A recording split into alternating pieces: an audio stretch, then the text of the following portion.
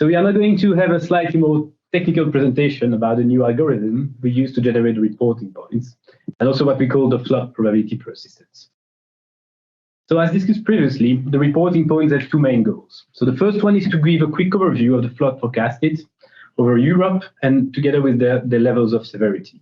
And the second is to give access to local detailed forecast information as presented during the demo. So now how do we create these reporting points and what do they represent? So let's start with an overview of the system and see how we get to the reporting points algorithm. So we consider 4 distinct forecasting sources for the hydrological model in EFAS. So we have 2 deterministic forecasts and 2 ensemble forecasts. Right? So we have DWD and ECMWF for deterministic and ECMWF and Cosmolabs for the ensemble. The challenge here is to extract information from the different forecasts and generate meaningful reporting points out of it. So this is done through several steps. So we start from the hydrological forecast outputs. So we'll have 1 data set per forecasting source and 1 per member. So you can see that ECMWF and Cosmolabs will have multiple data sets.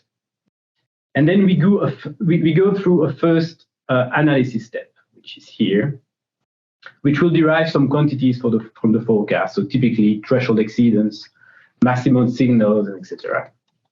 For the ensemble forecast, we then compute some statistics, mean signal, quantiles, probability of exceeding threshold, etc. And this gives us 1 data set per forecasting system that we can blend together and use in the reporting points algorithm. So we then have, to summarize, we have then 5 main steps. We start from the hydrological forecast, we do the analysis for the compute statistic for the ensemble forecast, blend them together and generate the reporting points.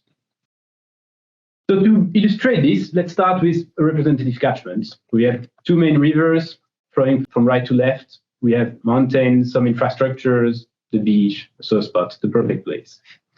All right, but let's remove this unnecessary information. And now what we want to do is discretize the catchment. Okay, so to do that, we just slap a grid on it at a given resolution, and we'll discretize the river network as well. Okay, so you can see here the smaller streams leading to the rivers. And so what we will do now is we are going from that discretization of the river network, and using meteorological forecast, the hydrology model will compute for us a discharge signal on the main rivers. So actually how we get these discharge signals is the most complex part of the system, but it's not today's topic. So we'll take just this part as granted. The base quantity that we use to compute the reporting points is the maximum discharge signal forecasted over 10 days. So we derive from the climatology some discharge thresholds, and from those we can compute the threshold exceedance of our forecast. Okay, so we'll get 3 threshold exceedance, 1 from 2 years, 1 from the 5 years return period, and 1 for the 20 years return period. This is just a binary signal exceeding the threshold or not. Right? Now for an ensemble forecast, we have a multitude of these threshold exceedance, 1 per ensemble member. So if we want to summarize the information into 1 signal, which is what we want, we need to compute some statistics. So to do that, we compute the probability of threshold exceedance, which is simply the percentage of ensemble members exceeding the threshold. We'll do that for the 3 return periods, and we get 3 threshold exceedance probabilities, 2, 5, and 20 years.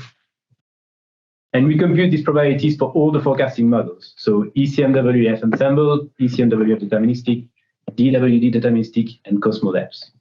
Now this is still too much information to generate 1 set of reporting points. So what we do is that we blend the different forecasts together using a simple weighted sum, and that gives us the total probability. So studies show that using the same weight for the forecast is perfectly acceptable, and it's also easier for the users to analyze the results. So now something interesting to mention is that the 2 deterministic forecasts are binary signals because we only have 1 member there. So it's just the probability here will be just zeros or 100%, which can make the total probability quite jumpy because 50% of the signal is from deterministic forecasts. Okay, so it can be quite jumpy if we have uncertainties or if we are close to the threshold. And to solve this, we take the total probability of our current forecast, and we compute the average of the current signal with that of the previous forecast. And this gives us the probability persistence. So the probability persistence is a very important quantity, as it is really at the root of the reporting point algorithm. It contains information on both the severity of the signal and the probability of exceeding the thresholds. So we compute this once again for the 2-year, 5-year, and 20-year region period. Now, using these 3 different maps is not very practical, so we decided to merge the 3 layers into one by superimposing the 3 written periods and removing the signal with a too low probability. And so as presented during the demo, this map is now available on the EFAS map viewer. It's interesting to notice that the color scale on the left-hand side doesn't start at 0, but at a given threshold. Those thresholds are based on the probability thresholds we use for the reporting points. So if the probability is below that threshold, that part of the signal will not be used to compute the reporting points. And this is why we decided to hide the too low probability values in this case. Okay, so now that we have defined the persistent probability, let's see how we compute the reporting points from there. So let's go back to the persistence for one threshold, here the 5-year return period. Using the probability threshold that we introduced earlier, we can identify the grid points above the threshold. So this, once again, gives us a binary signal above or below threshold, like the one we have here, for instance, with a threshold of 30%. Using this probability exceedance signal and the list of river gauges, so the hydrological stations provided by the EFAS partners, we can directly identify the stations with a flood signal. So this is what we call the static reporting points. So if the station on the river network has a signal higher than the threshold, then the station is highlighted using the color associated with the severity level. So in this case, it will give us a red point with a 5-year return period. So now we want to cover the whole river network, not just the stations. And in this case, for instance, we have the portion of the river after the confluence that is not covered by river gauges. And so we want to know what's going on in this region as well. And so for sections of river without stations, we need an algorithm to generate what we call the dynamic reporting points. So of course, we don't want to generate points everywhere all the time, just at some meaningful locations where we have important floods. So where to put these points automatically is the main challenge of the dynamic reporting points. So the algorithm works like this. First thing to do is that we organize a signal into contiguous clumps. Okay, so we have, in this case, 3 groups. We have one big one here and 2 others. And then we remove the groups with too few grid points. Okay, so we have a threshold for that, which is 5 grid points. Second part is remove the signal with an upstream area that's too low, because we know the model and the climatology could struggle more in these parts. And finally, within a clump, so within a group, we take the most downstream points and the point with the maximum probability as reporting points. So we now have the list of dynamic points on the whole domain, but we cannot merge them directly, the dynamic points with the static points, as we don't want to have these points too close to each other. And so to solve this, we take the static points and we draw an area of influence around them.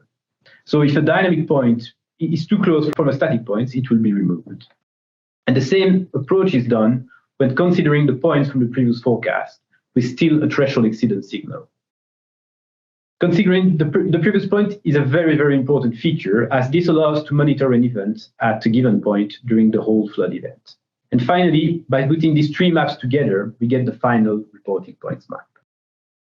These reporting points are shown on the EFAS map viewer. As shown on the demo, you can click on those reporting points and get more detailed products such as time series, persistency tables, and so on. And this concludes my presentation on the reporting points.